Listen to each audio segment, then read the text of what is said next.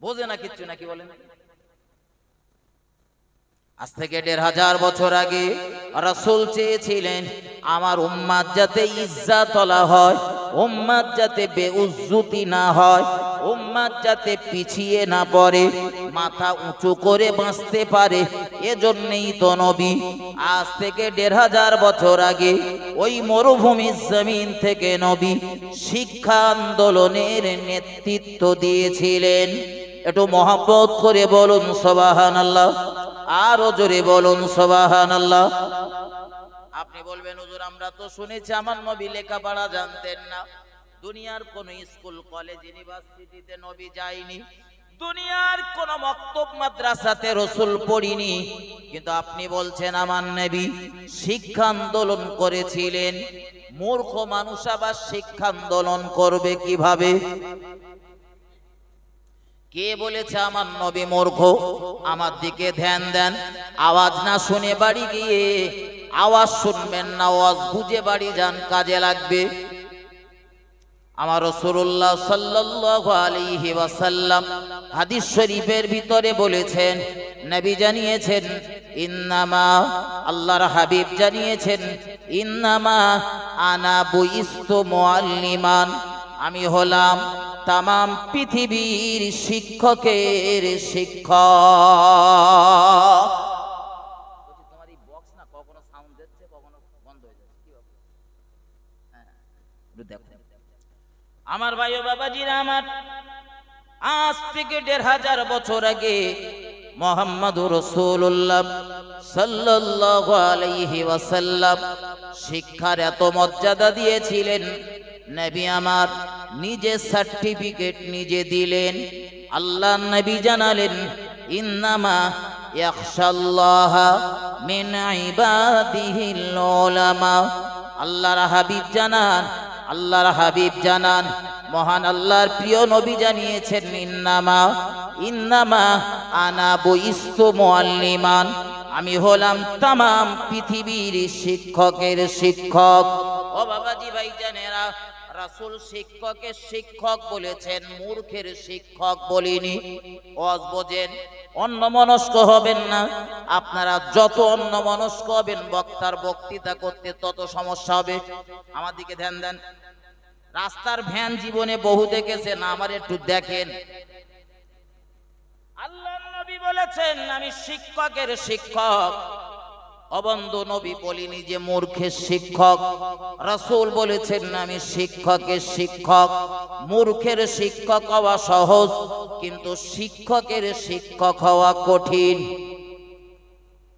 আপনাদের ছোট কচিটা একটুখানি ছোট বাচ্চা, সবে আব্বা মা বলতে শিখেছে, এমন কচিটারে যদি আপনার বড় ভাই অর্থাৎ কচিটার বড় আব্বার কাছে নিয়ে গিয়ে যদি জিজ্ঞাসা করেন কচি এটা তোর খালু আব্বা, ধ্যান দেন আমার দিকে, এটা তোর খালু আব্বা, তো কচিটা কি বলবে? খালু আব্বা বলবে না বড় আব্বা বলবে? বলেন খালু আব্বা বলবে। কারণ ওর তো এখনো সেই জ্ঞান হয়নি, সবে ভাষা জ্ঞান হচ্ছে আর আপনি শেখাচ্ছেন। এই কচিটারে বড় আব্বা দেখিয়ে যদি বলেন খালু আব্বা, তা ও বলবে খালু আব্বা। কিন্তু আপনার যে কচিটার মোটামুটি একটু আধা জ্ঞান বুদ্ধি হয়েছে, মোটামুটি ও জানে বোঝে কার সাথে কি সম্পর্ক, এমন কচিটারে যদি ওর বড় আব্বার কাছে নিয়ে গিয়ে যদি বলেন কচি এটা তোর খালু আব্বা, ও মানবে? ও ঘুরিয়ে বলবে রাখেন তো, কে বলেছে ওটা আমার খালু আব্বা, ওটা আমার বড় আব্বা। তার মানে ওর জ্ঞান রয়েছে, ও শিক্ষিত, ও জ্ঞানী। মূর্খর শিক্ষা দেওয়া খুব সহজ, যা বলবেন সব সত্য, ওর বাছাই করার ক্ষমতা নেই। কিন্তু শিক্ষিত সমাজে কিছু বললে তারা যাচাই বাছাই করে নেবে। নবী এজন্য বললেন আমি শিক্ষকের শিক্ষক। নবী বলিনি যে আমি মূর্খের শিক্ষক। বোঝেন? জি, আপনি বলবেন হুজুর রাসূল জীবনে মক্তবে যায়নি, মাদ্রাসায় যায়নি, তো শিক্ষক হলেন কিভাবে? আমি দলিল দিচ্ছি, মাথায় ঢোকা। আল্লাহর হাবিব সাল্লাল্লাহু আলাইহি ওয়াসাল্লাম তাকে শিক্ষিত করার জন্য, জ্ঞানী বানানোর জন্য মহান আল্লাহর পক্ষ থেকে জিবরাইল আমিন আলাইহিস সালাম প্রিয় রাসূলের দরবারে সর্বমোট 22,000 বার এসেছেন। একটু মহব্বত করে বলেন, আর একটু আওয়াজ দিয়ে বলেন। আপনি বলবেন হুজুর রাসূলের দরবারে জিবরাইল যেই 22,000 বার এসেছে সে তো কোরআনের আয়াত নিয়ে ওহী নিয়ে আসতেন। কিন্তু আমি আগেই বলেছি বন্ধু, কোরআনের আয়াতের সংখ্যা হলো 6,666টা। প্রতিবার যদি জিবরাইল একটা করে আয়াত নিয়ে দুনিয়ার জমিনে আগমন করেন, তো জিবরাইলের আসার সংখ্যা হবে 6,666 বার। ও বাবাজি ভাই জানেরা, আল্লাহর নবী জনাবে মুহাম্মদুর রাসূলুল্লাহ সাল্লাল্লাহু আলাইহি ওয়াসাল্লামের দরবারে জিবরাইল আমিন এসেছেন 22,000 বার। কারণটা কি? একটা করে আয়াত একবার এলে সংখ্যা হবে 6,666 বার। কিন্তু কোরআন নাযিলের পটভূমি যারা জানেন তাদেরকে জিজ্ঞাসা করে নেবেন। আপনাদের মাওলানা সাহেব রয়েছে ভাই হাসানুজ্জামান, বহু স্টেজে ভাইয়ের সঙ্গে দেখা হয়, ভাইকে একটু জিজ্ঞাসা করে নেবেন আমি ঠিক বলতেছি না ভুল বলছি। কোরআন নাযিলের পটভূমি হলো কোরআন কখনো 2-3টে আয়াত নাযিল হয়েছে, কখনো 4-5টা আয়াত নাযিল হয়েছে, কখনো দেখা গিয়েছে কমপ্লিট একটা সূরা নাযিল হয়েছে। এইভাবে যদি হিসাব কষা যায় তো দেখা যাবে 6,666 বারও লাগবে না, তার থেকে আরো কম বারে কোরআন নাযিল সমাধা। কিন্তু জিবরাইল আমিনের এই 22,000 বার আসার কারণ কি? 22,000 বার জিবরাইল আমিনের জন্য রাসূলের দরবারে এসেছিলেন। আমার রাসূলুল্লাহ যখন যেটা জানার দরকার, বোঝার দরকার, জিবরাইল আমিনের আগমন হয়েছে আর আমার নবীকে জানিয়ে দিয়েছে। এজন্যই তো আসমানের নিচে জমিনের উপরে মহান আল্লাহ তার প্রিয় নবীকে মহাজ্ঞানী বানিয়েছিলেন। মক্কার গারে হীরাকে প্রিয় নবীর জন্য মহান আল্লাহ ইউনিভার্সিটি বানিয়েছিলেন। আর জিবরাইল হলেন 500 শিক্ষক, সহকারী শিক্ষক, প্রধান শিক্ষক মহান আল্লাহ। রাসূলের যখন যেটা জানার দরকার হয়েছে জিবরাইল আমিনের আগমন হয়েছে আমার নবীকে শিক্ষিত করার জন্য, জ্ঞানী বানানোর জন্য। আমার ভাই ও বাবাজিরা আমার, আল্লাহর নবী মুহাম্মদুর রাসূলুল্লাহ সাল্লাল্লাহু আলাইহি ওয়াসাল্লাম তাই বুঝেছিলেন শিক্ষার কি মর্যাদা, এজন্য তিনি শিক্ষার একটা আন্দোলন করেছিলেন। আপনি বলবেন হুজুর জীবনে বহু শুনেছি যে আল্লাহর নবী নামাজের জন্য দাওয়াত করেছেন, কোরআনের দাওয়াত চতুর্দিকে ছড়িয়ে দেওয়ার জন্য সংগ্রাম করেছেন, কিন্তু নবী যে শিক্ষা আন্দোলন করেছিলেন এই ইতিহাস তো জানি না। কানে পড়েছো কোনদিন? জানেন না? আমি দলিল দেব।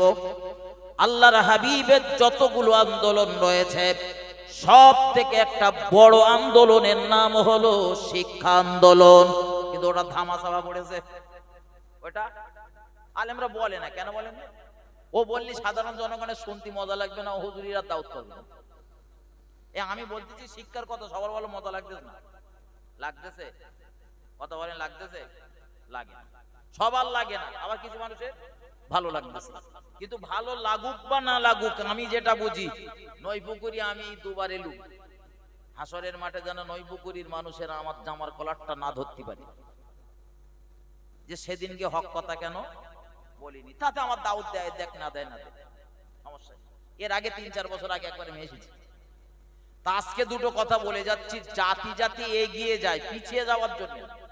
নামাজ পড়বেন, আপনি বলবেন হুজুর একটু ইবাদত বন্দেগী করার কথা না বলে শুধু শিক্ষার কথা বলতেছে। দুনিয়ার কোন ইবাদতটা রয়েছে আমার একটু বোঝাবেন? সেই ইবাদতটা শিক্ষা ছাড়া, লেখাপড়া ছাড়া ইবাদত আছে? এরকম ইবাদতের নাম আপনাদের জানা আছে? নামাজ পড়বেন, রুকুতে গেলে কোন তাসবিহটা পড়তে হয়, সিজদায় গেলে কোন তাসবিহটা পড়তে হয়, আপনি নামাজের ভেতরে ভুল করে ফেলেছেন সংশোধন করবেন কিভাবে, এগুলো জানা বোঝা করতে গেলে লেখাপড়ার দরকার আছে না নেই? আছে না নেই? আপনি রোজা করবেন, মনে করতেছেন সকালবেলা ফজরের আগ থেকে খাওয়া বন্ধ করে দেবো আর সন্ধ্যার আগে গিয়ে খাবো, এর নাম রোজা? এর নাম রোজা নাকি বলেন? কি করলে রোজা হবে, কি করলে রোজা ভাঙবে, এগুলো জানতে বুঝতে গেলে লেখাপড়ার দরকার আছে না নেই? কোন ইবাদত আর বলবো বলেন? হজ করতে যাবেন, হজ করতে, ওখানেও লেখাপড়ার সম্পর্ক। প্রতিটি তফে তফে দোয়া রয়েছে, কোন জায়গায় কোন কাজটা করতে হবে, না করতে পারলে কি হবে, এগুলো জানতে গেলে লেখাপড়া শেখার দরকার আছে। আমার দেশে কিছু হাজি সাহেব রয়েছে, ওই হাজি সার্টিফিকেটটা লোভার জন্য যায়। হাজি সার্টিফিকেট, দেশের লোক হাজি সাহেব বলবে, আরে 40 দিন ঘুরে নিয়ে এসে সেইরকম ভাব, এরকম করে বসে দিই, ওর কারো সালাম দেবে না, সবাই ওর সালাম দেবে। রাগ হচ্ছে নাকি? ওই বিরাট রাগ হয় না? ও আবার হাজি সাহেব কবে থেকে যে ওমরা করে এসে, সে কবে থেকে হাজি সাহেব? তুমি আল্লাহর কাবা দেখে এসেছো, ওমরা করে এসেছো, ওমরা আলাদা বিষয়, হজ আলাদা বিষয়। ওই জন্যই বলেছি ভাই, এই বিষয় বুঝতে গেলে লেখাপড়া শিখতে হবে, লেখাপড়ার বিকল্প কিছু নেই। মুহাম্মদ সাল্লাল্লাহু আলাইহি ওয়াসাল্লাম ১৫০০ বছর আগে এজন্য শিক্ষা আন্দোলনের নেতৃত্ব দিয়েছিলেন। আমার ভাই, রাসূল করিম সাল্লাল্লাহু আলাইহি ওয়াসাল্লামের এই শিক্ষা আন্দোলনের নেতৃত্ব রাসূলের সাহাবারা আপন করে নিয়েছিলেন, অত্যন্ত পছন্দ করতেন, ভালোবাসতেন। এজন্য আল্লাহ রাসূলের সাহাবাদের ইজ্জত দিয়েছিলেন। একটু মহব্বত করে বলুন সুবহানাল্লাহ। এই যে ইজ্জত নবী সাহাবারা পেয়েছিলেন, আমরা জানি না, কথা বলে জানি না, বিরাট ইজ্জত ওলা। আজও নবী সাহাবাদের নাম উল্লেখ করতে গেলে আমরা আগে হযরত, যে কোনো সাহাবার নাম বলতে গেলে আগে বলি হযরত, আর শেষে কে বলি রাদিয়াল্লাহু তাআলা আন। কত ইজ্জতের সাথে আমার বাপের নাম বলতে গিয়ে বলো অত ইজ্জত দেই। রাসূলের সাহাবারা অত্যন্ত আপন করেছিলেন নবীর আদর্শগুলো। এজন্য হযরত ওমর ফারুকের মতো সাহাবা একদম খালি হাতে চলছেন, শুধু একটা তলোয়ার রয়েছে কাছে আত্মরক্ষা করার জন্য। তিনি তখন মুসলিম জাহানের খলিফা, অর্ধ পৃথিবীর শাসক। কোন দেহরক্ষী নেই, বডিগার্ড নেই, সামনে পিছনে কোনো হুইসিলের গাড়ির বহর নেই, একাই চলতেছেন। কোথায় মদিনা আর কোথায় রয়েছে ফিলিস্তিন, যে ফিলিস্তিনে আর 4 মাস যুদ্ধ চলতেছে। এই ফিলিস্তিনের জমিনে গিয়ে হযরত ওমর শুধু দাঁড়িয়েছেন। ফিলিস্তিনের ইহুদিরা হযরত ওমরকে দেখে বললেন, ও হযরত ওমর ফারুক রাদিয়াল্লাহু তাআলা, আমরা আপনার সঙ্গে কোন রূপ ঝগড়া ঝামেলা করতে চাই না, মারপিট করব না, লড়াই করব না। আপনিও আমাদের উপরে আক্রমণ করবেন না, আমরাও আপনার উপরে আক্রমণ করব না। যদি মনে করেন এ দেশটা আপনার লাগবে, এ দেশ আমরা আপনার হাতে তুলে দিলাম। একজনা দেশ জয় করতেছে সম্ভব? আর কত বলেন? আমরা ভারতবর্ষে মুসলমান এক পিস রয়েছি না প্রচুর রয়েছি? বলেন প্রচুর, তারপরে এত মার খাচ্ছি কেন? ফিলিস্তিনে গিয়ে হযরত ওমর দাঁড়ালেন। ফিলিস্তিনের ইহুদিরা ডাক দিয়ে বললেন, ভাই ওমর, ঝগড়া ঝামেলা কিছুই হবে না, যদি লাগে দেশ নেন, মসজিদুল আকসার চাবি যদি লাগে এই নেন মসজিদুল আকসার চাবি। আপনাদের প্রথম কিবলা মসজিদুল আকসার চাবি যদি নিতে চান তাও দিতে রাজি, কোনো ঝামেলা করব না। একটু মহব্বত করে বলেন। সেই ফিলিস্তিনি আর 4 মাস ধরে মুসলমানেরা মার খাচ্ছে। 30,000 নারী পুরুষ তারা মারা গেছে, 70,000-এর উপরে নারী পুরুষ আহত হয়ে তারা মৃত্যুর সঙ্গে যেটারে বলা হয় পাঞ্জা কষতেছে, আমার দেশের ভাষায় বলে। আসলে ভাষাটা ব্যবহার করা যায় না, বলতে গেলে বলতে হবে একদম মৃত্যুর নিকটবর্তী অবস্থাতে পৌঁছে গেছে। খুব শারীরিক অসুস্থতার চরম পর্যায়ে পৌঁছে গিয়েছে। ও বাবাজি ভাইজানেরা আমার আলোচনা এই জায়গাটা একটু গভীরভাবে মন দেন, শ্রবণ করুন। যে ফিলিস্তিন এত ইজ্জতওয়ালা একটা দেশ, যে ফিলিস্তিনের জমিনে আল্লাহ পাকের অসংখ্য নবীরা ঘুমিয়ে রয়েছেন, যে ফিলিস্তিনের জমিনে তামাম দুনিয়ার সমস্ত নবীরা দুরাকাত করে নামাজ আদায় করেছেন। এত ইজ্জাতওয়ালা একটা দেশ হবার পরেও ও দেশের জনগণের এত কঠিন দুর্দশা কেন? টোটাল ভারতবর্ষের জমিনে কোন নবীদের মাজার নেই, কোন নবীর কবর নেই। কোন আল্লাহওয়ালা বুজুর্গ হয়তো বলেছেন এখানে কজন নবীর মাজার রয়েছে, কিন্তু ইতিহাস তার সাক্ষী দেয় না। ইতিহাসে কোনো প্রমাণ নেই, আমি ইতিহাসের কথা বলছি। কিন্তু ফিলিস্তিন এমন একটা জায়গা, যে জায়গাতে অসংখ্য নবীরা ঘুমিয়ে রয়েছেন। বলতে গেলে বলতে হয় ফিলিস্তিনের রন্ধে রন্ধে এক একজন করে নবী ঘুমিয়ে রয়েছেন। যেমন তেমন নবী না, সব বিখ্যাত বিখ্যাত নবীদের ভিড় ফিলিস্তিনের জমিনে। হযরত নবী ইব্রাহিম আলাইহিস সালাম নাম শুনেছেন আপনারা? নাম শুনেছেন? এর কথা বলেন। নবী ইব্রাহিম আলাইহিস সালাম ইনি হলেন ঈমানদারদের জাতির পিতা। ভুল যেন বুঝবেন না, আমি বলো ভারতবর্ষের জাতির পিতার কথা বলছি না। ভারতবর্ষের জাতির পিতার নাম হলো মহাত্মা গান্ধী, আর ঈমানদারদের জাতির পিতার নাম হলো হযরত নবী ইব্রাহিম আলাইহিস সালাম। এই নবী ইব্রাহিম আলাইহিস সালাম যে জমিনটাতে ঘুমিয়ে রয়েছেন, ওই জমিনটার নাম হলো ফিলিস্তিন। ওই জমিনটার নাম ফিলিস্তিন। এমন একটা পূর্ণভূমি, আগেই বলেছি তামাম দুনিয়ার সব নবীরা দুরাকাত করে নামাজ পড়েছেন। আপনি বলবেন হুজুর দলিল দেন, দলিল নেন। আল্লাহ নবী যেদিন মিরাজে চলছিলেন, মিরাজের রজনীতে রাসূল এই মসজিদুল আকসাতে গিয়ে দুরাকাত নামাজের ইমামতি করেছিলেন। আর দুনিয়ার সমস্ত নবীরা মুহাম্মাদুর রাসূলুল্লাহর পিছনে ইক্তেদা করেছিলেন। সব নবীরা নামাজ পড়েছে এই মসজিদটাতে। এত ইজ্জতওয়ালা মসজিদ, যে মসজিদে বর্তমানে মুসলমানেরা নামাজ পড়তে গেলে মার খেয়ে খেয়ে জীবন ওষ্ঠাগত। কেন? ফিলিস্তিনে একটা নবীর নাম বলি যে শুয়ে রয়েছে, বাকি নবীগণের নাম বলে দেবো না অন্যদিকে যাবো? না না, নবী কটার নাম শুধু বলে দেয়। আমি বলো আলোচনা ভুলিনি, কোথায় ছেড়েছি আমার স্মরণ আছে। আপনারা ভুলে গেলেও আমি ওই জায়গাতেই ধরবো, চিন্তা নেই। হযরত ফিলিস্তিনে কজন নবী রয়েছে শুয়ে, এটা আঙুল গুনে গুনে মুখস্থ করে নেবেন যেন ভুল না হয়। আমি বলো পরে জিজ্ঞেস করবো। একজন নবীর নাম বলেছি, হযরত নবী ইব্রাহিম আলাইহিস সালাম। আল্লাহ পাক নবী ইব্রাহিম আলাইহিস সালামকে দুটো বেটা দান করেছিলেন, দুটো বেটা। একজন বেটার নাম হলো হযরত নবী ইসমাঈল আলাইহিস সালাম, যিনি হলেন নবী ইব্রাহিম আলাইহিস সালামের বড় ছেলে। এনার আম্মা জানের নাম হলো আম্মা জান হাজেরা আলাইহাস সালাম। ইব্রাহিম আলাইহিস সালামের দ্বিতীয় বেটাটার নাম হলো, ছোট বেটাটার নাম হলো হযরত নবী ইসহাক আলাইহিস সালাম, যার আম্মা জানের নাম হলো আম্মা জান সারা আলাইহাস সালাম। আল্লাহ পাক যে নবীটার বংশে 70,000 নবী রাসূল পয়গম্বর পাঠিয়েছিলেন। ক্ষেত ভালো ফসল ভালো, ক্ষেত ভালো হলি ফসল ভালো। আমার 60 বছর বয়স, আমি চার দোকানে বসে দুঃখ করতেছি। তিনটে ছেলেরে মানুষ করেছি, কেউ হলো না, কেউ কথা শোনে না, কেউ লেয় না, খাতিও দেয় না, একটু হাত খরচা করবো তাও দেয় না।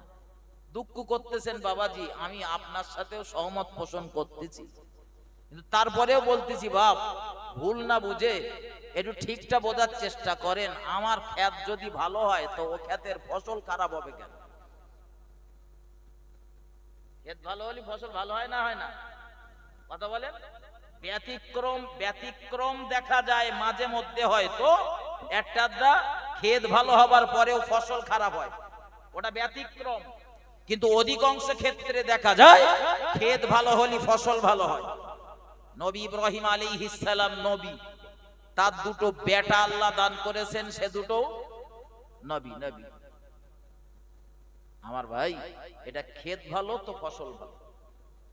যেমন আমার দেশে বর্তমানে ঠিক একদল মানুষের ধ্যান ধারণা এইরকম যে বাপ ডাক্তার মানে ছেলেও ডাক্তার হয়। বাপ ডাক্তার মানে ছেলে ডাক্তার হবে তো নাকি? বলে ও লেখাপড়া করুক আর না করুক, ডাক্তার তো নাকি? হ্যাঁ, বাবা স্কুলের হেডমাস্টার, ছেলে অ্যানফান পর্যন্ত যায়নি, ও ছেলেও মাস্টার নাকি? হয় না? কি বলে? কুকুরের বাচ্চা যদি কুকুর হয়, বিড়ালের বাচ্চা যদি বিড়াল হয়, ডাক্তারের বাচ্চা কি হবে? শিক্ষা দরকার হয়েছে। হ্যাঁ, আপনি ঠিক বুঝতে পেরেছেন। এই আপনার মতন শ্রোতা আমার লাগে। হযরত নবীর ছেলে হলেই বলো নবী হওয়া যায় না। আমার ওয়াজ এইবার বোঝেন, নবীর ছেলে হলি নবী হওয়া যায় না, আলেমের ছেলে হলি আলেম হওয়া যায় না, পীরের ছেলে হলি পীর হওয়া যায় না। পীর হতে গেলে শর্ত থাকা লাগে, আলেম হতে গেলে শিক্ষাগত যোগ্যতা লাগে, আর নবী হতে গেলে মহান আল্লাহর পক্ষ থেকে নির্বাচন। ভাই খুব মাথায় ঢোকান গভীর ভাবে। আমি হাসিপুর আমার নামের আগে বলে দিলাম আমি পীর সাহেব, তা নয়পুকুরি মানুষের আমার নামে খানিকটা জিন্দাবাদ মেরে দিলে, সেই নাম কায়দা করে জিন্দাবাদ মেরে দিলে। হুজুর যখন বলেছে কি হুজুরকে 12 বাজে কথা বলেছে বলে মনে হয়? আর আমি যদি আপনাদের কাছে পীর বলে দাবি করি, কত লোক রয়েছে আমার পীর বলে মানবেন, কিন্তু একবারও নেয়াজ উঁচু করে দেখবে না পীর হতে গেলে যে শর্তগুলো লাগে সেই শর্তগুলো ওর ভেতরে আছে কিনা। এই জন্য আগে বলেছি ডাক্তারের ছেলে বলো ডাক্তার হয় না, ডাক্তার তখন হয় শিক্ষাগত যোগ্যতা অর্জন করতে। ঠিক না বল? কথা বলেন। আমি কোন পীর বিরোধী না, বলো আমার আলোচনাটা কোন জায়গায় যাচ্ছে শেষ পর্যন্ত চলেন, তারপর বুঝতে পারবেন। পীরের জুতো মাথায় করে সারা পৃথিবী বেড়াতে রাজি, তবে সেটা যেন হাক্কানি পীর হয়। কোন ভন্ডের দরবারে গিয়ে মাথা নত করবো না ইনশাআল্লাহ। ওই রাস্তার ধারে 4টে ইট সাজিয়ে এনে দে, ওখানে লেখা রয়েছে অমুক বাবার নজরাগা শরীফ, আপনার পকেটের টাকার জোর হতে পারে, হাসিপুর ওখানে যাবে না। আমার ভাই ও বাবাজিরা আমার খুব গভীর ভাবে মাথায় নেন। আমি আপনাদের বোঝাতে চাইছিলাম আল্লাহ নবী হযরত ইব্রাহিম আলাইহিস সালাম, তাকে আল্লাহ দুটো বেটা দান করলেন। দুটো বেটা, দুটোই নবী। ক্ষেত ভালো তো ফসল ভালো। হযরত নবী ইব্রাহিম আলাইহিস সালামের ছোট বেটা হযরত নবী ইসহাক আলাইহিস সালাম যে জমিনটাতে ঘুমিয়ে রয়েছেন, তার বিবি সহ আরাম করছেন, ওই জমিনটার নাম হলো ফিলিস্তিন। আল্লাহ পাকের আরো একজন নবীর নাম শুনেছেন, ওই নবীটার নাম হলো হযরত নবী ইয়াকুব আলাইহিস সালাম। নাম শুনেছেন না শোনেননি? ইনি হলেন হযরত ইব্রাহিম নবীর নাতি, ইব্রাহিম আলাইহিস সালামের নাতি, ইসহাক আলাইহিস সালামের ছেলে। ওই আগেই বলেছি ক্ষেত ভালো তো ফসল ভালো। ক্ষেত খারাপ হলে কোন জায়গায় ফসল খারাপ হওয়ার সম্ভাবনা থাকে, তবে ব্যতিক্রমও দেখা যায়। নবী নূহ আলাইহিস সালাম জগৎ বিখ্যাত নবী, বিশ্ব নবী, অথচ তার ক্ষেতে একটা ফসল হলো, ফসলটার নাম কেনান। সে ফসল দুনিয়া বিখ্যাত কাফের। ও ক্ষেত বলো ভালো, তারপরেও ফসল খারাপ হয়েছে, ওটা ব্যতিক্রম। হযরত মাতায় নেন হযরত নবী ইয়াকুব আলাইহিস সালাম, তিনি ইন্তেকাল করার পরে যে জমিনটাতে তাকে দাফন করা হয়, ওই জমিনটার নাম হলো ফিলিস্তিন। ও আমার ভাইজানেরা, আল্লাহ পাকের আরো একজন নবীর নাম শুনেছেন, ওই নবীটার নাম হলো হযরত নবী ইউসুফ আলাইহিস সালাম। নাম শুনেছেন না শোনেননি? এই ইয়াকুব নবীর ছেলে, ইয়াকুব নবীর ছেলে। মানে ইয়াকুব নবীর অনেকগুলো বেটা, কিছু বেটা এই ছেলেটারে মেরে সেই কূপের ভিতরে ফেলে দিয়েছিল। বাড়ি গিয়ে বাপের সাথে কি সুন্দর করে ইনিয়ে বিনিয়ে বলছিল, আব্বা আপনার কসিরে না বাঘে খেয়ে ফেলেছে। এরা এরা কিসের বেটা বলেন দিন? নবীর বেটা। তারপরে কিরকম মিথ্যা কথা বলতেছে একটু ব্রেনে ঢোকান। আমার ভাই ও বাবাজিরা আমার খুব গভীর ভাবে মাথায় নেন। ক্ষেত যদি ভালো হয়, ফসল ভালো হবার সম্ভাবনা। এজন্য আমাদের ভারতবর্ষের যিনি নায়েবে নবী সুলতানুল হিন্দ খাজা গরিবে নওয়াজ আজমি রহমাতুল্লাহ আলাইহি, আমরা অনেকেই তার দরবারে গিয়েছি, অনেকে যেতে পারেনি। ও বাবাজি ভাই জানেন, হযরত খাজা গরিবে নওয়াজ যেদিন 90 লক্ষ মানুষকে ইমানের কলেমা পড়িয়ে ঈমানওয়ালা বানিয়েছিলেন, সেদিন খাজা গরিবে নওয়াজ মঈনুদ্দিন চিশতির মা খাজা গরিবে নওয়াজকে ডেকে বলতেছিলেন, বাবা মঈনুদ্দিন, ও বাবা মঈনুদ্দিন, এত মানুষ যে আজ তোমার হাতে হাত রেখে কলেমা পড়েছে, ঈমান এনেছে, এতে যেন তুমি কোনো কৃতিত্ব দাবি করো না, কোনো অহংকার করো না, গর্ব করো না, ফখর করো না। ও বাবাজি ভাইজানেরা, ওয়াজ আমি ভুলিনি, আমি সেই ওয়াজই করতেছি, তবে সময় দেন। হযরত মঈনুদ্দিন চিশতির মা বলেছেন, বাবা এত মানুষ কলেমা পড়েছে, এতে তোমার কোনো কৃতিত্ব নেই। খাজা মঈনুদ্দিন চিশতি পাল্টা প্রশ্ন করলেন, মা এত কষ্ট আমার করতে হলো কলেমার দাওয়াত দিতে গিয়ে, আর আপনি বলছেন আমার কোনো কৃতিত্ব নেই, তোমার কৃতিত্বটা কার?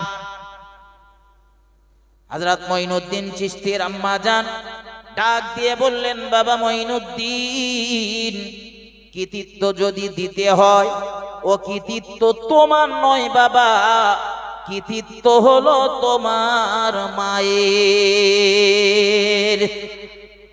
খেত ভালো বলেন, বলেন, কথা বলেন, ফসল ভালো। আপনি বলবেন কি করে মার হয়? কলেমা পড়িয়েছে খাজা গরিবে নওয়াজ, আর কৃতিত্ব মার হয় কি করে? হয় কি না হয় দেখেন। হযরত খাজা মঈনুদ্দিন চিশতি মাকে ডাক দিয়ে জিজ্ঞাসা করছিলেন, মা এত কষ্ট করে রাসূলের দরবার থেকে এলাম, কলেমা পড়ালাম আমি, কত গালিগালাজ শুনতে হলো, কত ছোট বড় কথা আমার শুনতে হলো। সে আপনারা শুনে রেখেছেন, আনা সাগরের পানি লোটার ভিতরে ভরা, যোগী জয়পালকে জুতো পেটা করা, আগুনের ভিতরে যাওয়া, সব তো মঈনুদ্দিন চিশতি করেছেন। মাগো মা, এত কষ্ট আমি করলাম, আর কৃতিত্বটা আপনার হয়ে গেল কিভাবে?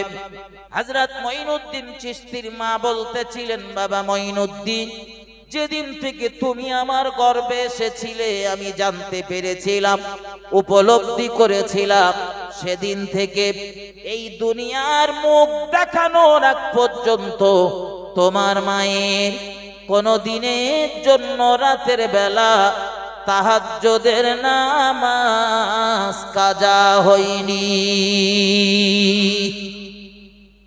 আমাদের কসির মাগুলোর পেটে বাচ্চা থাকলে সব তাহাজ্জুদের নামাজ পড়ে নাকি বলে? পড়ে, পড়ে। কেউ কেউ বলে হুজুর মোবাইল জব্দ করে আর টিভি জব্দ করে। তা আপনাদের এদিকে আল্লাহ শুকরিয়া, এদিকে টিভি নেই, মোবাইল হয়তো এক একজনের বাড়ি থাকতে পারে। আমার মায়েরা খুব ভালো, এরা তাহাজ্জুদ বুঝায়, বলি আবার শেষে হয়তো বাড়ি জানতে পারে। হযরত কত মারে দেখেছি 5 ওয়াক্ত নামাজ পড়ে না, এরা নাকি তাহাজ্জুদের নামাজ পড়ে। আবার দু একজন মুরব্বিকে আমি বলে দেখেছি, বাবা বয়স তো খুব গভীর হয়েছে, অনেকটা বয়স পেয়েছেন, তো একটু 2-4 রাকাত করে রাতের বেলা উঠে তাহাজ্জুদের নামাজ পড়েন। ওই দুঃখ করে, আমার সারা রাত ঘুম হয় না, জেগে থাকি। তাহলে একদম জেগে না থেকে 2-4 রাকাত তাহাজ্জুদের নামাজ পড়ে। বাবা ওই রাত্রির বেলা তাহাজ্জুদের নামাজ পড়লি জেনে যদি আমার গলা টিপে ধরে, তাহাজ্জুদের নামাজ পড়লি জেনে পায়, হ্যাঁ আল্লাহ ভালো জানে।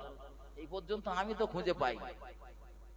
সাহেব নামাজ পড়বেন আপনি আল্লাহর সন্তুষ্টির জন্য, আমার রবের শক্তি বেশি না জিনের শক্তি বেশি?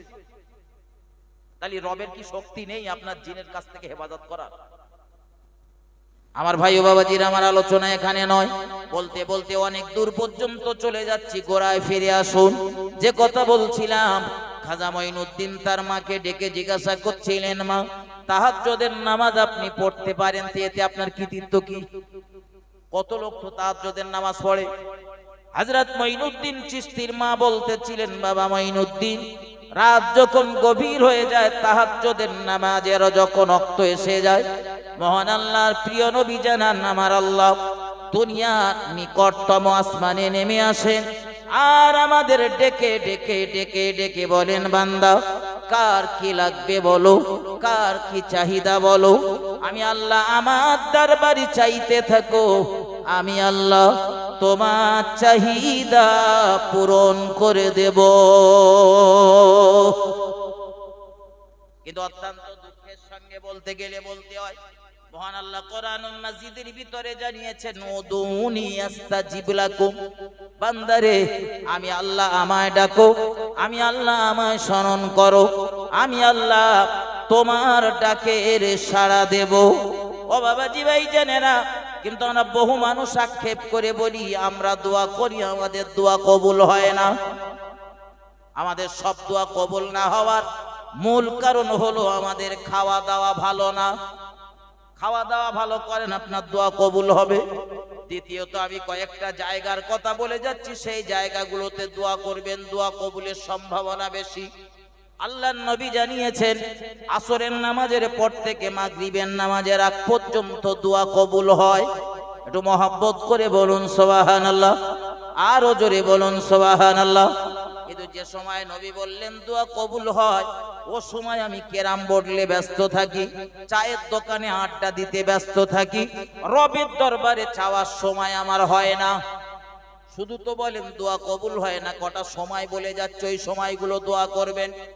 আল্লাহর নবী বলেছেন আসমান থেকে যখন বৃষ্টি বর্ষণ হয়, ঝিরি ঝিরি হোক আর ঝমঝম করে হোক, এই বৃষ্টি মাতাতে যদি দোয়া করেন, রাসূল বলেছেন আপনার দোয়া কবুল হবে।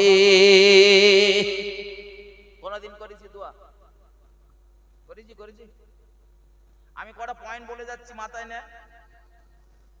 আপনার মসজিদের ইমাম জুমার দিন যখন দেখবেন খুতবা দেয়, একটা খুতবা দিয়ে ইমাম সাহেব খুতবাটা নিয়ে বসে পড়ে 1-1.5 মিনিটের জন্য, আবার উঠে দ্বিতীয় খুতবা শুরু করে। ওই যে ইমামের 2 খুতবার মাঝখানে যে সময় ইমাম অল্প একটু বসে গেল মিম্বারে, ওই সময়ের কথা নবী বলেছেন ওই সময়ের দোয়া আল্লাহর দরবারে কবুল হয়। করেছেন কোনদিন দোয়া? আর কথা বলেন, চুপচাপ রয়েছেন মানে করেছেন নাকি বলেন? একটু কথা বলেন, ঘুম কম লাগবেন। হযরত মাথায় নেন, আল্লাহর নবী বলেছেন দোয়া কবুলের আরো একটা সময়ের কথা রাসূল উল্লেখ করেছেন। আপনি নামাজ পড়েন 1 রাকাত, 2 রাকাত, 4 রাকাত যা নামাজ পড়েন, দেখবেন ওই 1 রাকাত নামাজের 2টো সিজদা হয়, 2টো সিজদা। একটা সিজদাতে গেলেন সুবহানা রাব্বিয়াল আলা, সুবহানা রাব্বিয়াল আলা 3 বার, 5 বার, 7 বার পড়ার পরে আল্লাহু আকবার বলে বসে যান। কতক্ষণ বসবেন? দেহ ঠান্ডা হওয়া পর্যন্ত। কোন বর্ণনাতে রয়েছে সিজদায় যতটা সময় দিয়েছেন তত সময় বসেন। আমরা করি কি? আল্লাহু আকবার, ওই যে দোলে দোলে উঠলুম, ওই দোলে আবার দ্বিতীয় সিজদা হয় না? এই সামনে রমজান মাস দেখে না নিন আমার কথাটা, তারাবিতে কত হুজুর ওইরকম চালাবেন, সব যেন মনে হচ্ছে সাপে সবল মেরতেছে। একটু দেরি হলি তখন ইমাম সাহেবের চাকরি বাঁচানো, শুধু ইমাম সাহেবের দোষ দিলি হবে না। ইমাম সাহেব ওটা করে কেন? যদি দেখেছে একদিন 1 ঘন্টা এসে, একদিন 1 ঘন্টা 10 মিনিট, হুজুর আজকে 10 মিনিট বাড়লে কেন?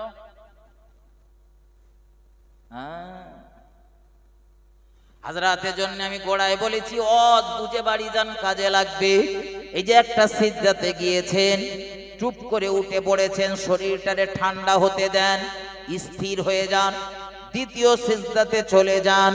আল্লাহর নবী বলেন নামাজের ওই 2 সিজদার মাঝখানে যে সময় আপনি অল্প একটু বসে গিয়েছিলেন, ওই সময়ের দোয়া আমার আল্লাহর দরবারে কবুল হয়। কোনদিন চেয়ে জগনে দোয়া শুধু বলবো দোয়া কবুল হয়, শুধু বলবো দোয়া কবুল হয়। কোথায় যে দোয়াটা করলে বেশি কবুল হয় সেটা জানার খবর নেই, একদম সহজে বোঝেন। এটা আপনাদের এটা পৌরসভা না পঞ্চায়েত? পঞ্চায়েত।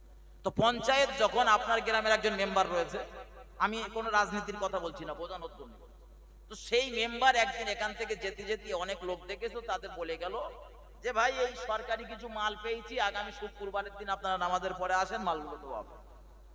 তা শুক্রবারে জুমার নামাজের পরে মেম্বার সাহেব বসে গেছে, মালগুলো সব একটা চালান করছে, কার কতটা দেওয়া যায় না যায়। আর তিনি তো তার আগে ঘোষণা করতে চলে গেছে শুক্রবারের দিন জুমার নামাজের পরে মাল দেওয়া হবে। আচ্ছা আপনি যদি যান, মেম্বার সাহেব মাল দেবে না? দেবে না? ঝট করে বলেন, দেবে না? দেবে? মেম্বার নিজে বলে গেছে না দেবো, তাহলে গেলি মাল পাওয়া যাবে, কম হোক বেশি হোক পাওয়া যাবে। তো মেম্বার বলি, মেম্বার একদিন এখান থেকে বাইক নিয়ে যাচ্ছে আর আপনি তার ধরেছেন সামনে ফেলে, ভাই ভোট টোট আপনার দিয়েছিলুম, তা আমার সংসারের অবস্থা খুব খারাপ, ওই রান্নাঘরের চালটা পড়ে গেছে, একটা তেরবল দিলে একটু ভালো হতো। তা তখন মেম্বারের দয়া, মেম্বার বলো আপনার ডাকিনি, আপনি মেম্বারের ডেকেছেন, আপনি মেম্বারের ডেকেছেন। তখন মেম্বারের ব্যক্তিগত ব্যাপার, মেম্বারের যদি দয়া হয় যে সত্যি ভাত চালটা পড়ে গেছে, একটা তেরপল দেই, তো দেবে। আর যদি মনে করে যে না তেরপল এখন দেওয়ার মতন পরিবেশ নি, তো দেবে না। তো রব যখন আপনাকে দেবে বলে ডেকেছে, তখন গেলি মাল পাওয়া যাবে। যখন দেবে না বলে বা ডাকিনি আপনাকে দেবে বলে, তখন আপনি কে ডাকতেছেন, তখন মাল পাওয়া যেতে পারে। বলেন বলেন। এই জন্য কোন সময় দেয় সেই সময়গুলো শোনেন, আমি সেই সময়গুলো কি আগুন লাগাই সেটাও বোঝেন। আল্লাহর নবী বলেছেন, রাত যখন গভীর হয়ে যায়, তাহাজ্জুদের নামাজে রক্ত হয়ে যায়, মহান আল্লাহ পৃথিবীর নিকটতম আসমানে নেমে আসেন, অর্থাৎ প্রথম আসমানে চলে আসেন, আর আমাদের ডেকে ডেকে বলেন, বান্দা কার কি লাগবে বলতে থাকো, আমি আল্লাহ তোমার চাহিদা পূরণ করে দেব। কিন্তু অত্যন্ত দুঃখের সঙ্গে বলতে গেলে বলতে হয়, আমার আল্লাহ যখন দেওয়ার জন্য বসে, তখন আমার নেওয়ার সময় থাকে না। আমি তখন গভীর ঘুমে আচ্ছন্ন। কত মানুষ চার দোকানে বসে গল্প করে, কাল রাত 2টোর সময় ঘুম ভেঙে গেছে, তারপরে আর ঘুম হয়নি। এই ধরনের উক্তি শুনলি আমি না তারা একটু জিজ্ঞাসা করি, ভাই তো ওই রাত 2টোয় ঘুম ভেঙে যাওয়ার পরে তুমি কি কি করেছিলে? তো বললো একটু বাইরে এলুম, ইস্তেঞ্জা করলুম, গিয়ে আবার শুয়ে পড়লুম, যে আল্লাহ বোধহয় ঘুম দেবে। তো সেই ফজরের আজানের আগ পর্যন্ত আর ঘুম আসে। মানে চাচা কিছু মনে করো না, আল্লাহ যে এই রাত 2টো-2:30টার সময় তোমার ঘুমটা ভাঙিয়ে দিয়েছে, কেন জানো? তো কেন এমনি ঘুমুতি ঘুমুতি ঘুম ভেঙে গেছে তাই? ওই তো তুমি তো মুগুর, তুমি তো তোমার মুগুর ছাড়া তো বোঝানি যাবে না। এই গভীর রাতে তুমি আরামের বিছানায় ঘুমাচ্ছ, আমার রব পৃথিবীর প্রথম আসমানে এসে ডাকতেছেন, বান্দা বল তোর কি লাগবে দেবো।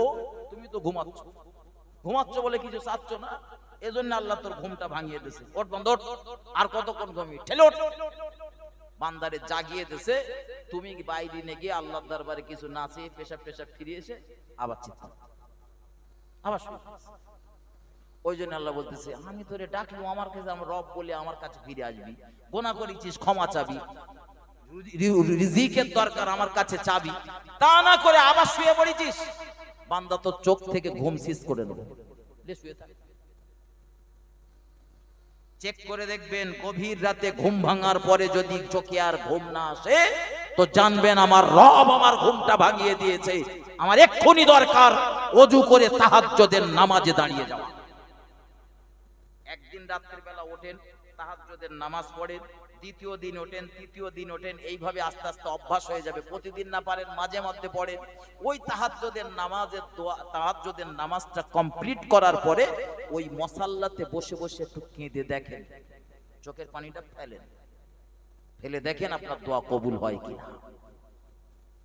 এজন্য মঈনুদ্দিন চিশতির মা বলতেছিলেন, বাবা মঈনুদ্দিন, রাত যখন গভীর হয়ে যায়, ওই তাহাজ্জুদের নামাজ আদায় করার পরে আমি তোমার আম্মা জান প্রতিদিন ওই নামাজের পরে 2টো হাত তুলে রবের দরবারে প্রার্থনা করেছি, আল্লাহ আমার এমন একটা সন্তান, এমন একটা রত্ন আপনি দান করুন। আল্লাহ আমার যে রত্নটা, আমার যে সন্তানটা জানো দুনিয়ার জমিনে একজন বিখ্যাত দ্বীনের দায়ী হয়, আল্লাহ পাক তার দ্বারা আপনার দ্বীনের বিরাট পরিমাণে খেদমত নেবেন। ও বাবা মঈনুদ্দিন, আজ যে এতগুলো মানুষ তোমার হাতে হাত রেখে ইমানের কলেমা পড়ে ইমান এনেছে, মুসলমান হয়েছে, বাবা মঈনুদ্দিন এ কৃতিত্ব তোমার না, এ কৃতিত্ব হলো তোমার মায়ের। আর তোমার মায়ের তাহাজ্জুদের নামাজের পরের দোয়ায় আল্লাহ পাক এই দুনিয়ার জমিনে তোমার বিখ্যাত দ্বীনের দায়ী বানিয়েছে। ক্ষেত ভালো হলে ফসল ভালো হয়, এগিয়ে চলুন, ফিরে চলুন, ফিলিস্তিনে যাই। ফিলিস্তিনে ছিল। ও বাবাজি ভাইজানের আমার, আল্লাহ পাকের আরো একজন নবীর নাম শুনেছেন আপনারা? ওই নবীটার নাম হলো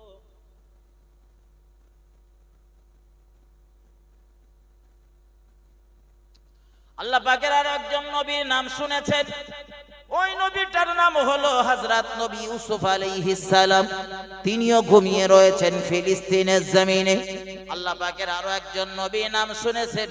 ওই নবীটার নাম হলো হযরত নবী ইউনূস আলাইহিস সালাম। নাম শুনেছেন না শোনেননি? সেই মাছের পেটের ভিতরে চলে গিয়েছিল। এক তো রাতের অন্ধকার, ২ নাম্বার সমুদ্রের তলদেশের অন্ধকার, ৩ নাম্বার মাছের পেটের ভিতরের অন্ধকার। তিনটি অন্ধকারের ভিতর থেকে আল্লাহকে ডাকতেছিলেন, লা ইলাহা ইল্লা আনতা সুবহানাকা ইন্নী কুনতু মিনাজ জালিমিন। একবার না, আমরা একবার দোয়া করে হাঁপিয়ে উঠি। আর নবী ইউনূস আলাইহিস সালাম দমে দমে পড়তে লেগেছেন, বারবার পড়তেছেন। বন্ধুরে আমার, আপনি একবার দোয়া করেছেন, 2 বার চেয়েছেন, 5 বার চেয়েছেন, আল্লাহ দিচ্ছে না। মন খারাপ না করে ধৈর্য ধরুন, ধৈর্যের পথ অবলম্বন করুন। আমার রব যখন আমার দিলে ভালো হয়, মঙ্গল হয়, ঠিক তখনই দেবেন, এই বিশ্বাস রাখুন। ঠিক আল্লাহ আপনাকে দেবে। এজন্য নবী ইউনূস আলাইহিস সালাম দোয়া করছিলেন। নবীর দোয়া সঙ্গে সঙ্গে কবুল হলো না, 40 দিন পর গিয়ে কবুল হলো। কতদিন পর? আইয়ুব নবী দোয়া করেছিলেন, 18 বছর পরে গিয়ে দোয়া কবুল হয়েছিল। নবী আদম আলাইহিস সালাম দোয়া করেছিলেন, 350 বছর পরে দোয়া কবুল হয়েছিল। কত কান্না কাঁদলো নবী আদম, দোয়া কবুল হলো না। যেদিন আমাদের নবীর ওসিলা দিয়ে চোখের পানি ফেলে কাঁদতেছিলেন, রব্বানা, হে আমাদের প্রভু, যালামনা, আমরা জুলুম করেছি, আনফুসানা, আমাদের নফসের উপরে, ওয়া ইল্লাম তাগফির লানা, যদি আপনি ক্ষমা না করেন, ওয়া তারহামনা, যদি রহমত নাযিল না করেন, লানাকুনান্না মিনাল খাসিরিন। রব্বুল আলামিন আল্লাহ, আপনি যদি আমাদের ক্ষমা না করেন, আমাদের প্রতি রহমত নাযিল না করেন, আমরা ক্ষতিগ্রস্তদের দলভুক্ত হয়ে যাব। নবী আদম আলাইহিস সালামের এই দোয়াটা কবুল হয়েছিল। সময়টা ছিল তখন ভোরবেলা, তাহাজ্জুদের নামাজের সময়। কখন বলেছি? ওই নবী হযরত মঈনুদ্দিন চিশতির মার দোয়াটা কবুল হয়েছিল কখন? বলেন। আমি তখন ঘুমোই। আল্লাহর নবী আদম আলাইহিস সালামের দোয়া মোনাজাত প্রার্থনা কবুল হয়ে গেল। জিবরাইল আমিন এসে জানিয়ে দিলেন, ও আল্লাহ পাকের নবী আদম আলাইহিস সালাম, মহান আল্লাহ আপনার দোয়া মঞ্জুর করেছেন, কবুল করেছেন। আল্লাহর নবী আদম আলাইহিস সালাম খুশিতে বাগবাগ হয়ে গেল, আনন্দিত হলো। নবী আদম আলাইহিস সালাম খুশি হয়ে আল্লাহ সন্তুষ্টির জন্য 2 রাকাত নামাজ আদায় করলেন। আল্লাহু আকবার বলে দাঁড়িয়ে গেলেন ওই ভোরবেলা দুনিয়ার জমিনে। ও আমার ভাইজানেরা, ভোরবেলা যারা নামাজ পড়েন, ভোরবেলার ওই নামাজটা বলা হয় ফজরের নামাজ। দুনিয়ার জমিনে সর্বপ্রথম ওই ফজরের নামাজ যিনি আদায় করেছিলেন, সেই ব্যক্তিটার নাম হলো হযরত নবী আদম আলাইহিস সালাম। পৃথিবীর প্রথম ফজরের নামাজ শুকরিয়া হিসেবে আদায় করেছিলেন। আমার ভাই ও বাবাজিরা, আমার আলোচনা এখানে নয়, ফিরে চলুন। নবী হযরত ইউনূস আলাইহিস সালাম মাছের পেটের ভিতর থেকে বারবার তিনি ডাকতেছিলেন আল্লাহকে। আর আমার আল্লাহ নবী ইউনূসের দোয়া মঞ্জুর করে নিলেন, কবুল করে নিলেন। মাছকে ডেকে বললেন, মাছ, ওরে আমার মাছ, আমার সৃষ্টিজীবী মাছ, আমার নবী ইউনূসকে উগরে দাও, জমিনের কিনারায় তাকে উগরে দাও। হযরত নবী ইউনূস আলাইহিস সালামকে মাছ দ্রুত গতিতে ছুটে এসে জমিনের যে অংশটাতে উগরে দিয়েছিলেন, লাউ গাছের তলায়, কদু গাছের তলায়। ওই জায়গাটাও হলো বর্তমানে ফিলিস্তিনের ভিতরে। ফিলিস্তিন এত ইজ্জতওয়ালা একটা জায়গা। নবী ইউনূস আলাইহিস সালাম ইন্তেকাল করার পরে তাকেও দাফন করা হয় এই জমিনটাতে। আল্লাহ পাকের আরো একজন নবী, ওই নবীটার নাম হলো হযরত নবী দাউদ আলাইহিস সালাম। তিনিও ঘুমিয়ে রয়েছেন ফিলিস্তিনের জমিনে। একদিকে তিনি নবী, অন্যদিকে তিনি ছিলেন বাদশা। আল্লাহ পাকের আরো একজন নবী, ওই নবীটার নাম হলো হযরত নবী সুলাইমান আলাইহিস সালাম। এই নবীটাকে আল্লাহ তামাম দুনিয়ার অধিকাংশ জায়গা রাজত্বের মালিক বানিয়েছিলেন। সর্বমোট আল্লাহ 4 জনকে দুনিয়া জোড়া রাজত্বের মালিক বানিয়েছিলেন। তার ভিতরে 2 জন মুসলিম আর 2 জন অমুসলিম। এই 2 জন মুসলিমের ভিতরে একজনের নাম হলো বাদশা জুলকারনাইন, দ্বিতীয় জনের নাম নবী সুলাইমান আলাইহিস সালাম। 2 জন অমুসলিমের ভিতরে একজনের নাম হলো নমরুদ, দ্বিতীয় জনের নাম হলো বাখতে নাসার। আমার ভাই ও বাবাজিরা আমার, আলোচনা এখানে নয়, লম্বা আলোচনা আমি করব না, আলোচনা ছাড়বো। শেষ কটা পয়েন্ট আমার কথাগুলো মাথায় নেন। আল্লাহর নবী হযরত সুলাইমান আলাইহিস সালাম তিনিও ইন্তেকাল করার পরে তাকেও দাফন করা হয় এই জমিনে। কারণ নবীদের যেখানে ইন্তেকাল হয়, নবীদের মৃত্যু যেখানে হয়, দাফন সেই জায়গাটায় করতে হয়। এজন্য আমাদের নবী ইন্তেকাল করার পরে সাহাবাদের ভিতরে যখন বিরাট মতভেদ দেখা দিয়েছিল, মক্কা সাহাবারা বলে আমরা নিয়ে যাব মক্কাতে, মদিনার সাহাবারা বলে আমরা নবীকে মক্কায় নিয়ে যেতে দেব না। তুমুল বিতর্ক, রক্তক্ষয়ী সংগ্রাম হবার আশঙ্কা দেখা দিয়েছিল। ঠিক এরকম একটা জায়গাতে দাঁড়িয়ে মদিনার সাহাবারা দলিল দিচ্ছিল, যুক্তি দিচ্ছিল, ও মক্কার ভাইয়েরা, তোমরা আমার নবীকে কত মেরেছো, গালি দিয়েছো, ছোট বড় কথা বলেছো। তোমাদের অত্যাচারের ভয়ে, তোমাদের দেশের জনগণের অত্যাচারের ভয়ে আল্লাহর নবী রাতের অন্ধকারে মক্কার জমিন থেকে হিজরত করে মদিনার জমিনে এসেছিল। আমার নবী মদিনায় এসেছে, আমরা রাসূলকে আশ্রয় দিয়েছি। আল্লাহর নবী মদিনায় জমিনে থাকার পরই মক্কা জয় করলেন। কিন্তু মক্কা বিজয় হবার পরেও দয়ার নবী তার নিজের জন্মভূমিতে গেলেন না। নবী আমাদের ভালোবাসেন বলি মদিনাতে থেকে গেলেন। এরপরেও দাবি করো কিভাবে তোমরা রাসূলকে নিয়ে যাবে। সর্বসম্মতিভাবে সিদ্ধান্ত হলো, ঠিক আছে, রাসূল যখন মক্কা বিজয়ের পরে মদিনা ছেড়ে মক্কাতে যায়নি, মদিনাকে মহাব্বত করে রাসূল মদিনাতে থেকে গিয়েছিলেন। তার রাসূলের মাজার হবে মদিনাতে। কিন্তু আবার দেখা গেল কন্দল বেঁধে গেল, আবার দ্বন্দ্ব লেগে গেল। আল্লাহর নবীর মাজারটা হবে কোথায়, কবরটা হবে কোথায়? কারণ মদিনা বিরাট একটা দেশের নাম। দেশের কোন প্রান্তে তার মাজারটা হবে, কোন প্রদেশে তার মাজারটা হবে, এই নিয়ে যখন বিরাট দ্বন্দ্ব লেগে গেল, হযরত সিদ্দিক আকবর আবু বকর রাদিয়াল্লাহু তাআলা দাঁড়িয়ে গেলেন, ও নবী সাহাবারা, ও রাসূলের সাহাবারা, ও আল্লাহ পাকের হাবিবের সাহাবারা, তোমরা জানো না, কিন্তু আমি আবু বকর আমার রাসূলের জবান থেকে শুনেছি আল্লাহর নবী বলেছেন, মহান আল্লাহর পয়গম্বরেরা, মহান আল্লাহর নবী রাসূলগণেরা দুনিয়ার জমিনের যে অংশটাতে ইন্তেকাল করেন, ওই অংশটাতেই তাকে দাফন করতে হয়। সুতরাং দুনিয়ার সব নবীদের ক্ষেত্রে যখন যেখানে মারা গিয়েছে সেখানেই দাফন করা হয়েছে। আমাদের নবীর ক্ষেত্রে অন্যথা হবে না। আমার নবী আমার কন্যা আয়েশার ঘরের ভিতরে ইন্তেকাল করেছে। আমি আবু বকর রাদিয়াল্লাহু তাআলা আনহু বলছি, আমার রাসূলুল্লাহর দেহটা অল্প একটু সময়ের জন্য সরানো হবে ওই জায়গা থেকে। ঠিক যে জায়গাটায় রাসূল ইন্তেকাল করেছিলেন, ওই জায়গাটায় কবর খনন করে আমার নবীকে দাফন করা হোক। তাই করা হয়েছিল, রাসূলের দাফন ওই জায়গাটায়। আজ রাসূলের মাজার, প্রিয় নবীর প্রিয়তমা বিবি আমাদের আম্মা জান হযরতে আয়েশা সিদ্দিকার ঘরের ভিতরে। ও বাবাজি ভাইজানেরা, আলোচনা আমার এখানে নয়, চলুন শেষ কথাটা মাথায় নেন। আমি আপনাদের বোঝাচ্ছিলাম যে ফিলিস্তিনের জমিনে এত নবীরা ঘুমিয়ে রয়েছেন, এত রাসূলরা ঘুমিয়ে রয়েছেন, কিন্তু সেই ফিলিস্তিনে ফিলিস্তিনের মুসলমানদের আজ এত চরম দুর্দিন কেন? ও বাবাজি ভাইজানেরা, ফিলিস্তিনের মুসলমানদের দিকে শুধু তাকিয়ে বললে হবে না, তাম পৃথিবীর মুসলমানেরা আজ রসুলের আদর্শকে তাদের জীবনের পিছনে ফেলে দিয়েছে, টেনে নবীর আদর্শকে পদদলিত করেছে, মারিয়ে জীবনের চলার পথের সামনের দিকে এগিয়েছে। এজন্য মহান আল্লাহ তাম দুনিয়ার সমস্ত মানুষের পিছনের কাতারে উম্মতে মুহাম্মাদিকে টেনে ছুঁড়ে ফেলে দিয়েছে।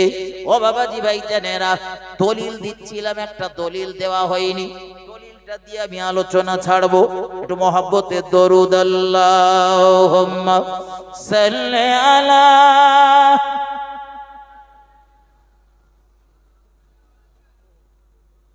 ওয়ালা আলি সাইয়্যিদিনা রহমতে আলা নবী নূরে মুজাসসাম, রহমতে আলা নবী নূরে মুজাসসাম। সাহাবীরা আতর বানায় ওই নবীজির ঘাম। একটু জোরে হবে না সুবহানাল্লাহ? নারায়ে তাকবীর। রহমতে আলা নবী নূরে মুজাসসাম, সাহাবীরা আতর বানায় ওই নবীজির ঘাম। বাবাজি উস্তুনে হান্না নামে ছিল একটি খেজুর গাছের নাম, যাকে ধরে খুতবা দিতেন রাসূল আকরাম। গাছটি নবীর বিরহে কাঁদিতে রহে, গাছ নবীর বিরহে কাঁদিতে রহে। অবাক হলো দেখে যত সাহাবায়ে কেরাম। রহমতে আলা নবী নূরে মুজাসসাম, সাহাবীরা আতর বানায় ওই নবীজির ঘাম। আল্লাহুম্মা সাল্লি আলা সাইয়্যিদিনা ওয়ালা আলি সাইয়্যিদিনা। আমার ভাই জানেন, খুব ঠান্ডা মাথায় বুঝে, প্রিয় নবী সাল্লাল্লাহু আলাইহি ওয়াসাল্লাম মদিনার জমিন থেকে অনেকগুলো যুদ্ধ করেছিলেন। রাসূল যে শিক্ষা আন্দোলন করেছিলেন তার দলিল নেন। নবী মদিনা থেকে বহু যুদ্ধ করেছিলেন, তার ভিতরে একটা জিহাদের ময়দানের নাম হলো বদরের যুদ্ধ। ইতিহাস আপনাদের মুখস্থ, আমি বলবো না, একটা পয়েন্ট 2 মিনিটের জন্য আলোচনা ছাড়বো হযরত, কারণ কর্তৃপক্ষর সময় বেঁধে দিয়েছে, তার ভিতরে আমার শেষ করতে হবে। হযরত প্রিয় নবী সাল্লাল্লাহু আলাইহি ওয়াসাল্লাম মদিনা থেকে বদরে গিয়েছিলেন যুদ্ধ করতে। তো মদিনা থেকে বদরের হুজুর আপনি না না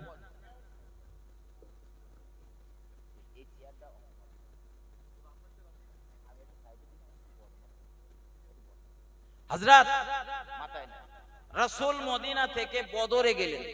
যারা উমরাতে গিয়েছেন, হজ করতে গিয়েছেন, তারা ভালো বুঝবেন। এটা বলো কোনো কোরআন শরীফ বা হাদিস শরীফের ভাষা না। জি, অনেকে হয়তো বলবেন যে কিলোমিটার কি, কিলোমিটার বা কিলো মাইল, ওটা কি হাদিস শরীফের ভিতরে লেখা রয়েছে? না, পরবর্তীতে যখন এগুলো প্রচলন হয়েছে তখন মেপে জানা গিয়েছে মদিনা থেকে বদরের মাঠের দূরত্ব হলো 150 মাইল। কতটা বলেছি? 150 মাইল। আর মক্কা থেকে বদরের মাঠের দূরত্ব 350 মাইল। মক্কা থেকে 1000 মানুষ এসেছে এই বদরের মাঠে যুদ্ধ করতে। আর রাসূল সঙ্গী সাথীদের নিয়ে বার হলেন, সঙ্গী সাথীদের সংখ্যা 700 জন। কতজন বলেছি? আলেমরা যদিও স্টেজে উঠে কানে হাত দিয়ে খুব কায়দা করে বলে যে বদরের মাঠে মুসলমানেরা যুদ্ধ করেছিলেন, মুসলিম মুজাহিদের সংখ্যা 313 জন। তাই বলে না? তাই বলে তো নাকি? 313 বলে না? কিন্তু ইতিহাস বলছে রাসূল যখন মদিনা থেকে বার হয়েছিলেন তার রাসূলের সাথী তখন 700 জন। কতজন? 700। 700 মুজাহিদ নিয়ে যদি নবী বার হয়, 313 জন যুদ্ধ করবে। হয় সবাই যুদ্ধ করবে, না সবাই বাড়ি যাবে। তাই বোঝায় তো নাকি? আসলে আলেমদের এই মুখের কথাটাও মিথ্যা না, আর আমি যেটা বলতেছি এটাও মিথ্যা না। মাঝখানে একটা গুড় লেগেছে। 700 জনকে নিয়ে রসুল বার হয়েছেন, কিন্তু মাঝখানে এসে দেখা গেল কিছু মানুষ তারা নিজেদের ভিতরে বিভিন্ন সলা পরামর্শ করে বিভিন্ন বাহানা দেখাতে লাগলো। আর রাসূলের একটা অভ্যাস হলো, রাসূল কারোর দ্বারাই জোর করে কোনো কাজ নিতেন না। এই জন্য নবীর কাছে যারা বাহানা দেখাচ্ছিলেন, নবী তাদের সব ছুটি করে দিচ্ছিলেন। এই ছুটি করতে করতে করতে করতে বদরের মাঠ পর্যন্ত এসে পৌঁছেছিল 313 জন। কতজন? 313। এই 313 জনকে নিয়ে নবী যুদ্ধ করছিলেন। তো কিছু মুজাহিদের হাতে দেখা গেল তীর তলোয়ার রয়েছে, আর কিছু সংখ্যক মুসলমানের হাতে দেখা গেল গাছের ডাল রয়েছে। কি রয়েছে বলেন? গাছের ডাল। অস্ত্র শস্ত্রের বিরুদ্ধে গাছের ডাল নিয়ে দাঁড়িয়ে পড়েছে। মানে ওগুলো গরিব সাহাব, অস্ত্র শস্ত্র কেনার পয়সা নেই। তো আমি আল্লাহর দ্বীনকে রক্ষা করার জন্য গাছের ডাল দুটো চারটে কেটে লেছে, ওই ঘাড়ে করলে হাজির, আমি যুদ্ধ করব। রাসূল দেখছিলেন যে একদিকে 1000-এর মতো মক্কার দুশমনেরা, আর অপর দিকে 313 জন। তো সবার কাছে আবার তীর তলোয়ার নেই। তো আল্লাহর নবী খুব কাঁদছিলেন, কেঁদে কেঁদে দোয়া করলেন। সে দোয়া রবের দরবারে কবুল হয়ে গেল। খুব সংক্ষেপে বলতেছে, দোয়া মঞ্জুর। দেখা গেল বদরের মাঠে মুসলমানেরা খুব অল্প সময়ের ভিতরে জয়লাভ করলেন। একটু মহব্বত করে বলুন সুবহানাল্লাহ। গাছের ডালে যুদ্ধ করেছে। কিলে বলেন? মরুভূমিতে কি ডাল পাওয়া যায় বলেন? খেজুর গাছের শট। আর ওই দেখবেন ওই মরুভূমিতে ওই বাবলা গাছ হয় না, বাবলা গাছ, ওই বাবলা গাছের ডাল শক্ত হয় না? বাবলা গাছের ডাল শক্ত না নরম? ভীষণ শক্ত। ভালো করে দেখবেন, দরকার একটা দাঁতে কেটে দেখবেন, ভীষণ শক্ত। ওই ডাল বেশ লম্বা লম্বা শেষে করে, আর খেজুরের শট 4টে 5টা 3টে করে এরকম বেশ বান্ডিল বান্ডিল করে ব্যাট ব্যাট মতন করে, মানে বেশ যেন ঝেড়ে কষানো যায়। হ্যাঁ, এই লেখ দাঁড়িয়ে পড়েছে। খুব জ্বালাতন করতেছো তোমরা। আমরা মক্কা ছেড়ে মদিনায় এসেছি, তাও আমাদের পিছু ছাড়তেছো না। দেখি ভাই, আমরা থাকবো না, তোমরা থাকবে। লড়াই শুরু হয়ে গেল। জিহাদের ময়দানে মুসলমানদের আল্লাহ জয়দান করলেন। তো এই সাহাবাগুলো, কিছু সাহাবা পরবর্তীতে রাসূলকে জিজ্ঞাসা করছিলেন, হুজুর যুদ্ধ শুরু করব, দেখতেছি কাফেরদের দলের মাঝখানে আমাদের কোনো সদস্য নেই, ওরা আমাদের দিকে তাকিয়ে রয়েছে আর আমরা ওদের দিকে তাকিয়ে রয়েছি। যুদ্ধ চলছে অথবা শুরু হবে, হঠাৎ দেখতেছি হুজুর ওদের ভিতর থেকে কারোর ঘাড় মুখ কেটে যাচ্ছে, জমিনে ফটফট পড়ে যাচ্ছে। আমরা তখন ওদিকে যাই, দেখতেছি ওদের দলের ভিতর থেকে টপ টপ করে জমিনের উপরে পড়ে যাচ্ছে, মারা যাচ্ছে, পড়ে যাচ্ছে, মারা যাচ্ছে। হুজুর এই বিষয়টা বুঝতে পারিনি, আজও বিরানি আসে। নবী বললেন, সাহাবারা, বদরের মাঠে মহান আল্লাহ মুসলমানদের সাহায্য করার জন্য ফারিস্তা নামিয়ে দিয়েছিলেন। তো মহব্বত করে বলেন, আর একটা আওয়াজ দিয়ে বলেন। ওই যে তোমরা দেখছিলে ওখানে কোনো মুসলমান নেই, কিন্তু বিরোধী সৈন্যগুলো ফটফট করে জমিনে পড়ে মারা যাচ্ছিল, ওসব সাহাবাদের আক্রমণ, এই ওসব ফেরেশতাদের আক্রমণ। জি, এ পর্যন্ত মাথায় রাখুন। কই শিক্ষা আন্দোলন পাওয়া গেছে? পাওয়া গেছে? তাহলে গেল কোথায় শিক্ষা আন্দোলন? এই তো এইবারে শুরু শিক্ষা আন্দোলন। আমি ভাইদের কাছে কয়েকটা মিনিট শুধু সময় নিয়েছি। ভাইয়েরা একটু আলোচনার সাথে সাথে আপনাদের কাছে হাত পাতার কথাও বলেছেন। আমি হয়তো 5টা মিনিটের জন্য আপনাদের কাছে হাত পাততে পারি। তো আমি এটা বিশ্বাস করি আপনারা সহযোগিতা করবেন। আর মুসলমান যত ভালোই হোক যত খারাপই হোক, দ্বীনের কথা বললে তাদের মনটা এমনি নরম হয়ে যায়। দ্বীনের কথা বললে এমনি মন গলে যায়। আমি জানি রাসূলের মহব্বতে আপনারা দেবেন, কম হোক বেশি হোক দেবেন। কিন্তু আমি যে বিষয়টা আলোচনা করছিলাম সেটা শেষ করে নেই, নাহলে সারা রাত দফন ইচ্ছা হবে। হুজুর তো বললে শিক্ষা আন্দোলন নবী করেছিলেন, তো কইছে পেলুম না, তো বলবো না, ছাড়বো? বলবো। হ্যাঁ, আগে চাঁদাটা দিলেন না, আগে চাঁদাটা দিলেন, সব থেকে ভালো। না তো আপনারা যদি আবার কেউ কেউ উঠে চলে যান, তাই? হ্যাঁ, আচ্ছা আচ্ছা, আলহামদুলিল্লাহ। হযরত মাতায় নেন। বদরের মাঠে দেখা গেল মুসলমানেরা যুদ্ধে জয়লাভ করার পরে মুসলিম মুজাহিদ গুলো তাড়াতাড়ি দিলেন কিছু বিধর্মী যে সমস্ত সৈন্য ছিল তাদের খুব জ্বালাতন করেছিস, মক্কাতে আমাদের টিকতে দিসনি, খুব মেরেছিস, মক্কা ছাড়া করেছিস, আজ আবার সেই মক্কার কাছে এসে যুদ্ধ করতেছি, 10 বেঁধে ফেল। মক্কা 350 মাইল দূরে, মদিনা 150 মাইল, মদিনা কাছে, এদের শক্তি বেশি, দলে কম, কিন্তু যুদ্ধে জয়লাভ করেছে, ওই শক্তিতে বেশ কিছু মুজাহিদকে বন্দী করে ফেলল। রাসূল সাহাবাদের বললেন, সাহাবারা, বিধর্মীদের সঙ্গে যেন তোমরা কোনো খারাপ আচরণ করবে না, তোমাদের যদি খাবার ব্যবস্থা হয় ওদেরও যেন খাবার ব্যবস্থা হয়, তোমাদের আরামের বিছানার ব্যবস্থা হলে ওদেরও যেন আরামের বিছানার ব্যবস্থা হয়। কি সুন্দর শিক্ষা রাসূল দিচ্ছিলেন। এই নবীকে দুনিয়ার একদল কুলাঙ্গারেরা বলে আল্লাহর নবী নাকি এক হাতে কোরআন আর অপর হাতে তলোয়ার নিয়ে যুদ্ধ পরিচালনা করে আল্লাহ দ্বীন প্রতিষ্ঠা করেছিলেন। নাউযুবিল্লাহি মিন যালিক। ও বাবাজি ভাইজানেরা, আল্লাহর নবী বললেন, সাহাবারা, এদের সঙ্গে যেন কোনো খারাপ আচরণ না হয়।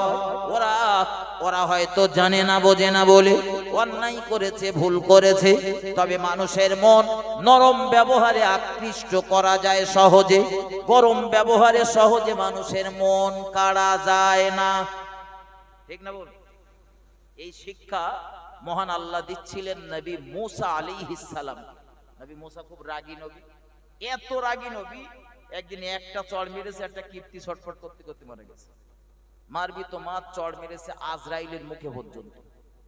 কিরকম রাগী বুঝলেন? আজরাইল কে বলেন দিন? হ্যাঁ হ্যাঁ, জান কাগজ করা। আমি বলতেছিলাম হয়তো আপনাদের মাঠে যে লোকটা কাজ করে ওই লোকটার নাম হয়তো, তা না? আপনাদের গ্রামে কেউ আজরাইল মেরেছে? সংবাদ আছে? আছে? মানুষ মারার লোক খুঁজে টুজে পাওয়া যেতে পারে, যে দুই ভাই ঝগড়া বাজাচ্ছিল, দুটো ঘুষি মেরেছে, ও দুটো লাথি মেরেছে, এইরকম পাওয়া যায়। কিন্তু আজরাইলের মেরেছে এরকম লোক আছে একটাও নেই। এই রাগী নবী মুসা চলতেছিলেন ফেরাউনের দরবারে, আল্লাহ ডাকলেন, থামালেন, মুসা দাঁড়াও। আল্লাহ ওয়াজ শুরু করলেন। কি ওয়াজ করতেছেন? মহান আল্লাহ, দুনিয়ার এই একজন নবী পৃথিবীর জমিন থেকে সরাসরি আল্লাহর সঙ্গে কথা বলতেন। মহব্বত করে বলুন সুবহানাল্লাহ। আর কোন নবী পারেনি, কথা বলেছেন কিন্তু মাঝখানে মাধ্যম ছিল, আর ইনি সরাসরি কথা বলতেন। আল্লাহ ডাকলেন, মুসা দাঁড়াও। হযরত নবী মুসা দাঁড়িয়ে গেলেন। শোনো, তুমি যে ফেরাউনের দরবারে যাচ্ছ, যাও, কিন্তু যাবার আগে আমার কটা কথা মাথায় রেখো। তুমি ওখানে গিয়ে একটু নরম স্বরে কথা বলবে, ব্যবহারটাও যেন নরম কোমল হয়। হতে পারে তোমার এই নরম সুন্দর আচরণের কারণে ফেরাউনের হেদায়েতের কারণ।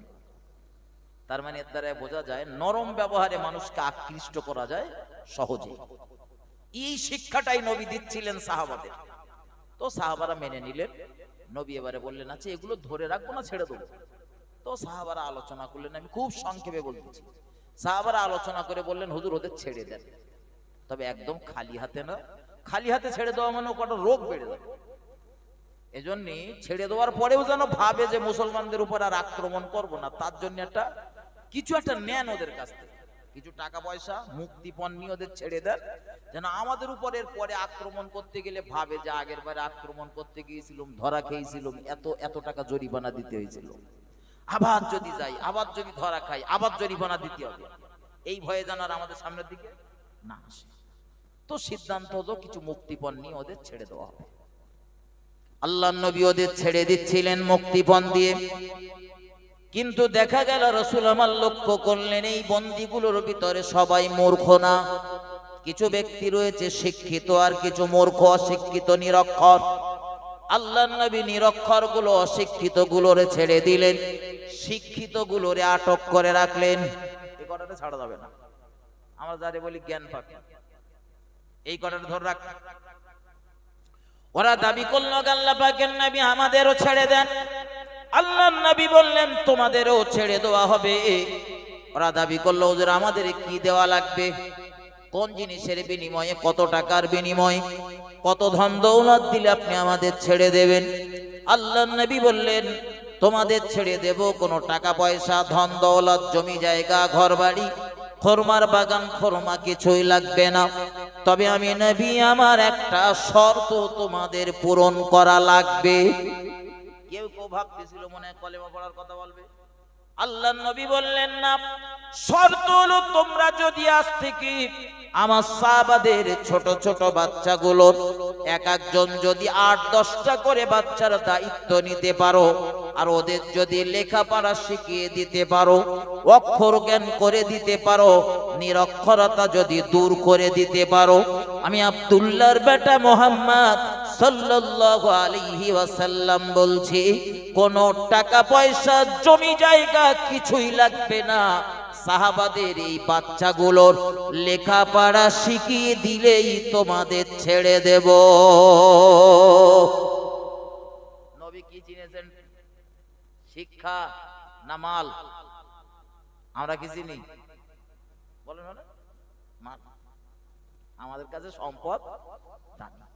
সম্পদ দামি হোক, কিন্তু বন্ধু সম্পদের থেকে শিক্ষার মর্যাদা বেশি।